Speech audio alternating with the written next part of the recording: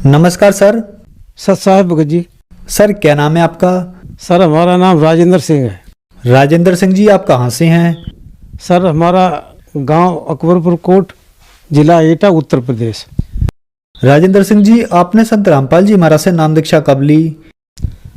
अक्टूबर 2010। संत रामपाल जी महाराज से नाम दीक्षा लेने से पहले क्या आप कोई भक्ति साधना भी करते थे? सर नाम दीक्षा लेने से पहले जो है हमको बचपन से ही मतलब महापुरुषों का लिटरेचर आदि पढ़ने का बहुत शौक था। उसमें वेदांत गीता वगैरह जो है ना, ये सब पढ़ते थे हम। और उनके आधार से मतलब भगवान को पाने के लिए गुरु करना आवश्यक था, ये मतलब मेरे दिमाग में ये बात मतलब चलती रहती थी, लेकिन कोई गुरु समझ में नहीं आ रहा था। तो अंदर की बात जो चल रही थी ना, तो पहले तो ये छोटी मोटी पूजाएं जो है घर में जैसे करते, हनुमान चालीसा पढ़ लिया कि दुर्गा चालीसा पढ़ लिया, ये छोटी मोटी पूजाएं करते रहते थे। बाकी मठ मंदिर मस्जिद वगैरह में हम कहीं नहीं गए। ठीक, एक बार मेरे स्वप्न में गायत्री परिवार के जो गुरु जी श्री राम शर्मा आचार्य जो है ना, वो आए और उन्होंने हमें स्वप्न में उन्होंने हमें दीक्षा दी। जहाँ के आंवल खेड़ा जो है उनका कमरा है, वो सीन दिखा के। उसी पीरियड में हमारे मतलब गांव में एक प्रोग्राम रखा हुआ था गायत्री परिवार वालों का, तो वहाँ से मैंने नाम दीक्षा ले लिया। लेकिन वो स्वप्न वाली बात जो है ना, वो असर कर गई कि कोई बहुत महत्वपूर्ण जो है ना सिद्ध संत है, इसलिए जो है वो चीज़ ऐसी दिमाग में जम गई कि इनसे बड़ा कोई संत नहीं है। ये सन 2005 की बात है। लिटरेचर पढ़ने का हमें शौक था। उनके यहाँ बहुत ज़्यादा अखंड ज्योति पत्रिका वगैरह ये निकलती थी, तो मुझे उस पत्रिका में एक जगह ये लिखा मतलब मिल गया कि बहुमत का भी कुछ दबाव होता है। कहने का मतलब वो सारे भक्त जो उनके थे उनका भला नहीं कर पा रहे थे, ये उनके लिखने का मकसद था, महसूस उन्होंने किया। और वही चीज़ उनके जो उस पत्रिका में हमने पढ़ी, तो मैंने सोचा ये पूर्ण संत नहीं हो सकते। तो मेरा मन जो है कुछ वहाँ से जो है ढीला हो गया। उनका जो आश्रम है शांत कुंज हरिद्वार, वहाँ जब जाते थे तो वहाँ गायत्री मंदिर के सामने लिखा होता था अहम ब्रह्मास्मि। चीज़ें पढ़ के दिमाग जो है मतलब गवाही नहीं देता था कि ये मतलब क्या है। गायत्री की पूजा करवा रहे हैं, गायत्री मंत्र दे रहे हैं, और वेद आदि भी पढ़ रखे थे। दूसरे हमारे जीवन की बहुत महत्वपूर्ण चीज़ ये है कि हमारे सपने जो होते हैं ना, उसमें सच कौन सा सपना है, झूठ कौन सा, ये हमको पता लगता रहता था। गुरुदेव रामपाल जी महाराज की कृपा से अब ये समझ में आने लगा है कि हम पिछले जन्म जन्मांतर की भक्ति जो थी वो उसी के संस्कार थे। इस वजह से जो है ना ये पता लगता रहता था कि ये मेरा सपना सत्य है और ये झूठ है।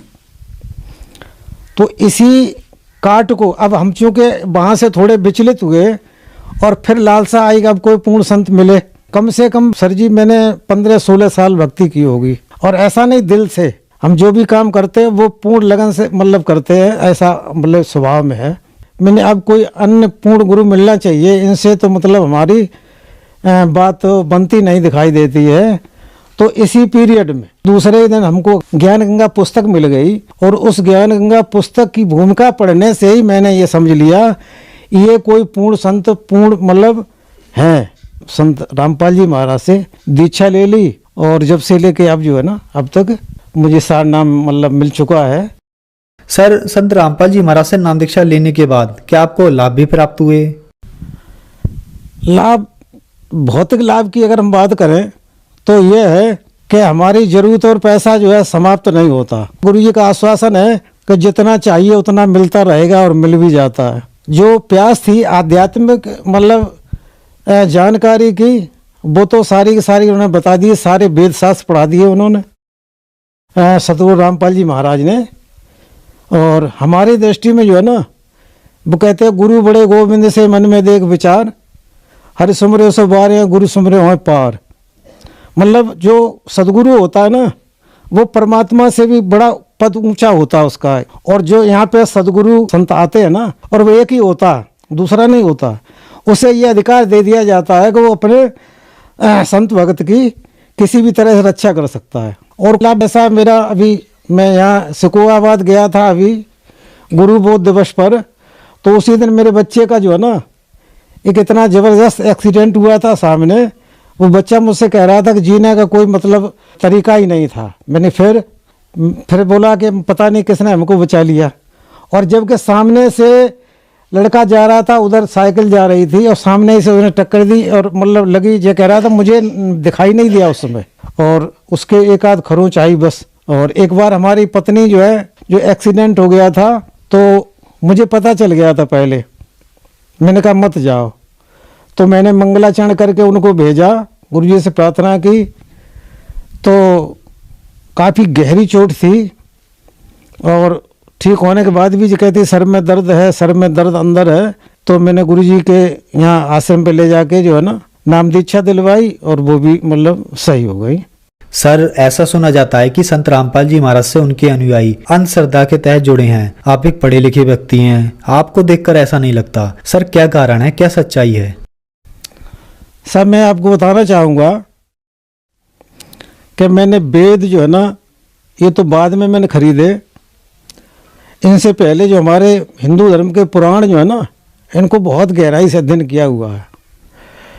तो और वेद पढ़ने के लाल साथ ये वेद को भी पढ़ते पढ़ते हमको मतलब खरीद हुए कम से कम 25 साल हो गए। गीता और भागवत ये तो मतलब रोज के व्यवहार की चीज़ समझिए, जैसे घर में रोज पढ़े जाते हैं। मेरे मन में यह मतलब रहता था, और मैंने नास्तिकवाद को भी पढ़ा है। जो हमने किताबें पढ़ी थी उनका वजन 50 किलो था, वो अलग हटा दी, केवल वेद और गीता और ये कबीर बीजक जैसे जो ग्रंथ वो रख लिए। तो मैंने कबीर साहब को जब पढ़ा ना, तो मैंने ये समझ लिया कि कबीर साहब से बड़ा कोई विद्वान नहीं है, ठीक है।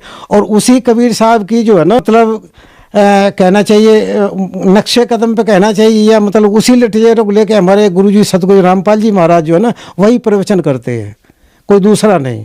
तीसरी बात ये मैं आपको बताना चाहूँगा कि जो सतगुरु रामपाल जी का ज्ञान जो है, पूजा पद्धति है, वो सारी की सारी व्यवहारिक है। उसमें कुछ घटाना जोड़ना बढ़ाना नहीं कि जैसे उसके लिए संन्यास लिया जाए या उसके लिए कहीं जंगल में जाया जाए, ठीक है।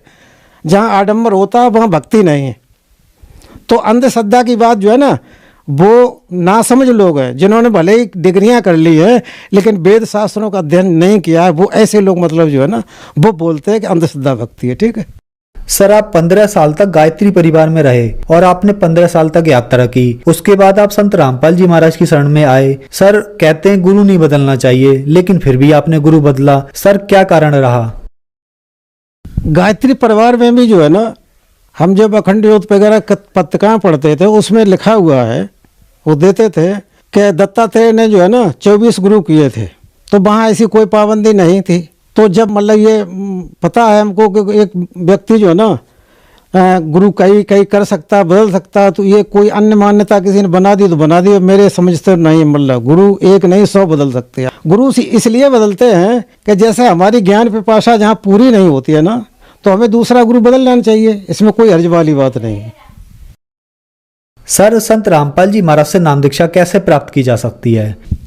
सर, ये साधना चैनल पे ही पट्टी चलती है, उसमें नंबर लिखे होते हैं और उन नंबरों पे आप संपर्क करके मतलब पता कर सकते हैं कि आप किस क्षेत्र के हैं। तो वहाँ से आपको बता दिया जाएगा कि आपके फलानी जगह फलाने मतलब संपर्क में आप स्थानीय क्षेत्र में, वहाँ से आपको यदि इच्छा मिल जाएगी तो मिल जाएगी।